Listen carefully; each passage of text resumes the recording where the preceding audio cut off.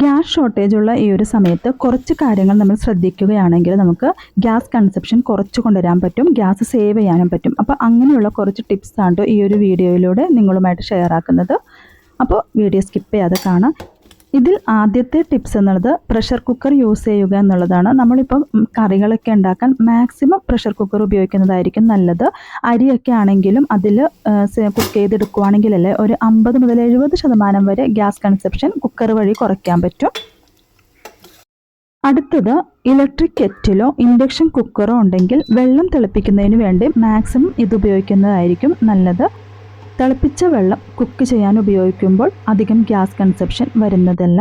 അപ്പോൾ ഞാനിവിടെ ഇൻഡക്ഷൻ കുക്കറിൽ 30 മിനിറ്റാണ് സെറ്റ് ചെയ്തിട്ടുണ്ടായിരുന്നത്. 3 മിനിറ്റ് ആയപ്പോൾ തന്നെ വെള്ളം നല്ലതുപോലെ തിളച്ച് വന്നിട്ടുണ്ട്. ഇനി ഈ ഒരു തിളച്ച വെള്ളം നമുക്ക് അരി വേവിക്കുന്നതിന് വേണ്ടിയെല്ലാം ഉപയോഗിക്കാവുന്നതാണ്. അപ്പോൾ ഒരുപാട് സമയം അരി വേവിക്കാൻ വേണ്ടി വെള്ളം തിളപ്പിച്ചിട്ട് ഗ്യാസ് കളയേണ്ട ആവശ്യമില്ല കേട്ടോ. അപ്പോൾ ഞാനിവിടെ അരി വേവിക്കാനായിട്ട് ഈ ഒരു വെള്ളമാണ് ഉപയോഗിച്ചത്. ജസ്റ്റ് അരി തിളച്ച് വരുമ്പോൾ തന്നെ ഫ്ലെയിം ഓഫ് ചെയ്ത് കൊടുക്കുന്നുണ്ട്. എന്നിട്ടിത് റൈസ് കുക്കറിലോട്ട് മാറ്റുകയാണ് ചെയ്യുന്നത്. അരമണിക്കൂർ റൈസ് കുക്കറിൽ വെച്ചതിന് ശേഷം രണ്ടാമതെടുത്ത് വീണ്ടും ഒന്ന് തിളപ്പിക്കുന്നുണ്ട്. അപ്പോൾ ആ തിള വന്നതിന് ശേഷം വീണ്ടും റൈസ് കുക്കറിലോട്ട് മാറ്റി വെക്കുകയാണ് ചെയ്യുന്നത്. ഇങ്ങനെ എത്ര വേവുള്ള അരിയാണെങ്കിലും നമുക്ക് നല്ലതുപോലെ വെന്ത് കിട്ടും കേട്ടോ. അപ്പോൾ ഒരുപാട് ടൈം ഇട്ട് വേവിച്ച് കളയേണ്ട ആവശ്യവുമില്ല. ഗ്യാസ് നമുക്ക് സേവ് ചെയ്യാവുന്നതാണ്. ഇപ്പോൾ കുക്കറിൽ വേവിക്കുന്നവരാണെങ്കിൽ അതുപോലെ ചെയ്യാം. ഇവിടെ കുക്കറിലല്ല ചെയ്യുന്നത്, അതുകൊണ്ടാണ് ഞാൻ ഈ ഒരു രീതിയും കൂടി കാണിച്ചത്. പിന്നെ ഇപ്പോൾ തിളച്ച വെള്ളത്തിലാണ് ഈ ഒരു കപ്പയും വേവിച്ചെടുക്കുന്നത്. ആദ്യം ഇൻഡക്ഷൻ കുക്കറിൽ വെച്ച് തിളപ്പിച്ച വെള്ളമാണ് ഈ ഒരു കപ്പ വേവിക്കാൻ വേണ്ടി ഉപയോഗിച്ചത്. അതുകൊണ്ട് തന്നെ ഒരുപാട് ടൈം എടുക്കാതെ തന്നെ കപ്പ നല്ലതുപോലെ വെന്ത് വന്നിട്ടുണ്ട്. പിന്നെ ഫ്ലെയിം സെറ്റ് ചെയ്യുമ്പം നമ്മൾ മാക്സിമം ഇടാതെ ആ ഒരു മീഡിയം ടു ലോ ഫ്ലെയിമിലിട്ട് വേവിക്കുന്നതായിരിക്കും എപ്പോഴും നല്ലത്. പിന്നെ ഒരുപാട് ഗ്യാസ് കൺസപ്ഷൻ വരുന്നത് വലിയ ബർണറിലായിരിക്കും. അപ്പോൾ വലിയ പാത്രങ്ങൾ മാത്രം അതിലോട്ട് വെക്കാൻ നോക്കാം. അടുത്ത ടിപ്സ് എന്ന് വെച്ചാൽ ഇതുപോലെ കുഴിഞ്ഞ പാത്രം നമ്മൾ കറികൾക്ക് വേണ്ടി ഉപയോഗിക്കാതെ പരന്ന പാത്രത്തിലാണ് ചെയ്തെടുക്കുന്നതെങ്കിൽ പെട്ടെന്ന് എല്ലായിടത്തും ഹീറ്റ് ഒരുപോലെ കിട്ടുന്നതായിരിക്കും.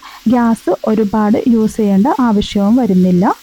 ഫ്ലാറ്റ് ആയിട്ടുള്ള ബോട്ടം വെസൽസ് ആണെങ്കിൽ ഹീറ്റ് എല്ലായിടത്തും ഒരുപോലെ എത്തുന്നതും പെട്ടെന്ന് തന്നെ മുകളിലുള്ള ഒരു സവാളയെല്ലാം പെട്ടെന്ന് വഴന്ന് വരുന്നതായിരിക്കും. പക്ഷേ ഈ ഒരു കുഴി പോലെയുള്ള പാത്രമാണെങ്കിൽ ഹീറ്റ് ഒരുപാട് സമയമെടുക്കും മുകളിലത്തെ ഇത് വെന്ത് വരാൻ വേണ്ടിയിട്ടോ.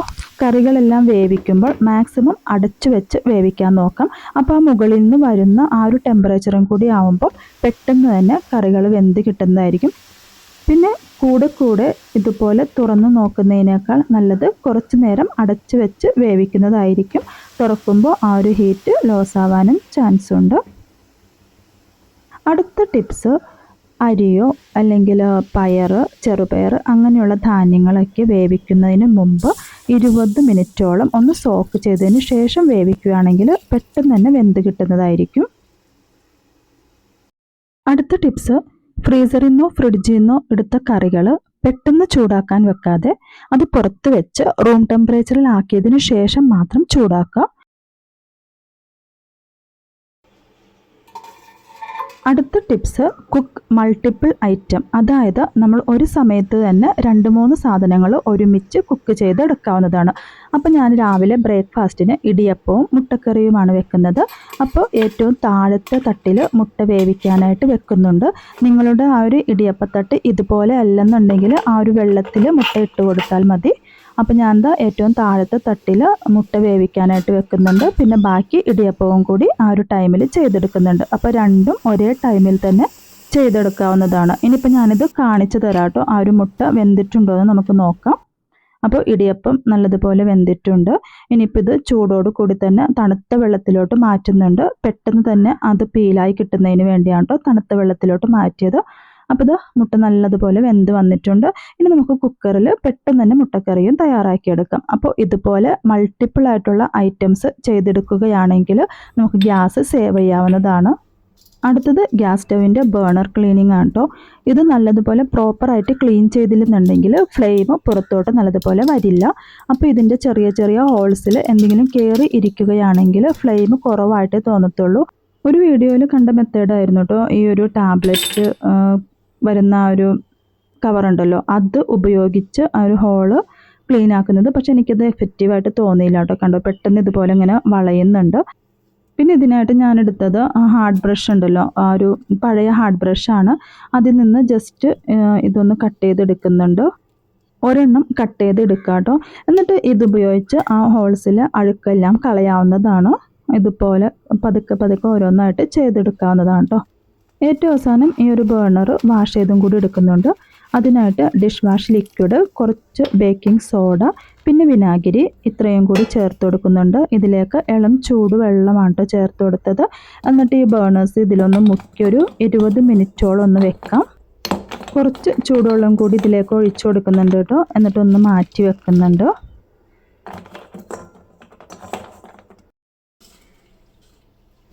ഇപ്പോൾ ഇത് അരമണിക്കൂറോളം കുതിർക്കാൻ വേണ്ടി വെച്ചിട്ടുണ്ട്. ഇപ്പോൾ അഴുക്കൊക്കെ ഒരുവിധം ഇളകി വന്നിട്ടുണ്ട് കേട്ടോ.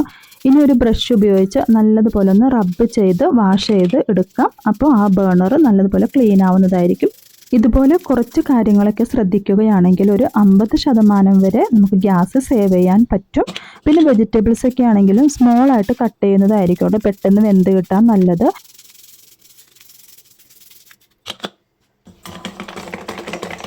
അപ്പോൾ ഇത് എല്ലാം ബ്രഷ് ഉപയോഗിച്ച് നല്ലതുപോലെ റബ്ബ് ചെയ്തെടുത്തിട്ടുണ്ട്. ഇനി ഇതൊന്ന് വാഷ് ചെയ്ത് കൊണ്ടുവരാം കേട്ടോ. അപ്പോൾ ഇപ്പോൾ തന്നെ ഇതിൻ്റെ കളറെല്ലാം ചേഞ്ചായി വന്നിട്ടുണ്ട്, നല്ലതുപോലെ ക്ലീൻ ആയി കിട്ടിയിട്ടുണ്ട് കേട്ടോ. അപ്പോൾ ഇതുപോലെ ഒന്ന് ട്രൈ ചെയ്ത് നോക്കാം. ഇന്നത്തെ വീഡിയോ ഇത്രയേ ഉള്ളൂ. നിങ്ങൾക്ക് ഉപകാരപ്പെട്ടുവെങ്കിൽ ഒന്ന് സബ്സ്ക്രൈബ് ചെയ്യാനും ഷെയർ ചെയ്യാനും ലൈക്ക് ചെയ്യാനും കമൻറ്റ് ചെയ്യാനും മറക്കരുത്. അടുത്ത വീഡിയോയുമായി കാണുന്നത് വരെ ബൈ.